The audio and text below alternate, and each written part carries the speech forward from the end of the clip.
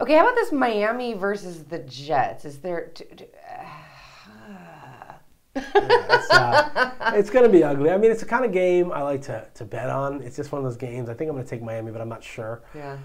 But it's just, two kind of teams without a lot of stars. Jeremy Curley actually looked good, and so did Stephen Hill before his drop that probably cost him the game. But he looked like he was getting open. Hopefully they just get rid of Chaz Schillens and get him involved.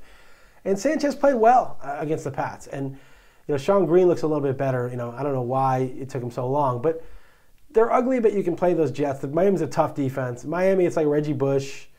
They were trying to trade for Dwayne Bowe. I don't know if that's going to happen in time for this week. I didn't know that. Brian Flatline disappeared completely, and then I don't know. I mean, Miami's the receivers. You can't really. Devon Best will get you that 5 and 40. I don't know what you can really. Anthony Fasano 3 for 36 and maybe a touchdown. But on a bye week, it is difficult sometimes in these. I had the bye week blues this last week. I just had, my entire bench was bye. So right. Well, looked like in sync. It was really funny. Okay, Atlanta. I don't know what that You don't get the reference? No, I don't. In sync with their bye song. That was really Sorry, you're a little younger than me. Okay. Well, Atlanta versus Philly. I know that you aren't a huge fan of Atlanta. No, they're so overrated. It's best team in the NFL, Atlanta. Yeah, it's just such a joke. Vanilla Ice and his miracle comebacks. Look, I think Philly's going to win. I think Philly's going to win soundly. Soundly? I think Macklin, Jackson, Vic are going to be very good starts, and McCoy's going to have a big day. Vic is the hardest person for me to start. He puts up numbers. I mean, he'll throw a couple picks. I know. I don't understand how he's constantly putting up the numbers when I just think that he plays so poorly, and I just think turnovers are poor discipline. Well, the Eagles throw the ball a lot, and he runs the ball, so he's going to get 40, 45 attempts. And he's going to run the ball. So when you get 50 yards rushing and then 40 passing attempts on a team that has a couple fast receivers, you're going to put up good numbers. Redskins versus Steelers. I feel like this is sort of the game of the week. I wouldn't go that far, but it's an interesting game. The Steelers looked a little bit more like the Steelers, especially in the second half last week in Cincinnati. They took over the game. They dominated defensively.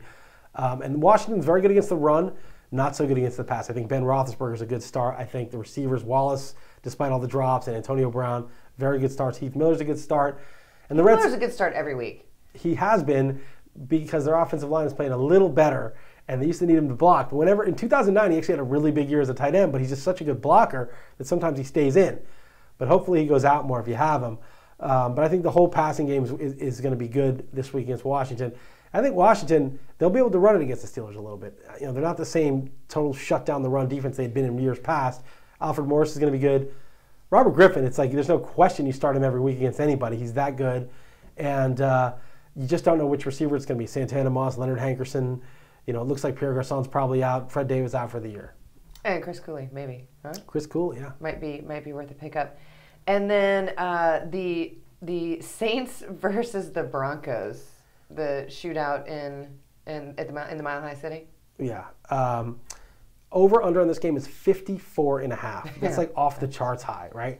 And so it's like that means the over under that's 27 each, and that includes like all sorts of turnovers and punts and everything that happens in a football game. That's just the average. So assuming things go smoothly, it could easily go 30 points each, right? And so then you're talking about owning a lot of players. And also, the spread is 6, right? So 27 all, it's really projected to be 30 to 24, right? Because it's like 54-ish and with a 6-point spread. Okay.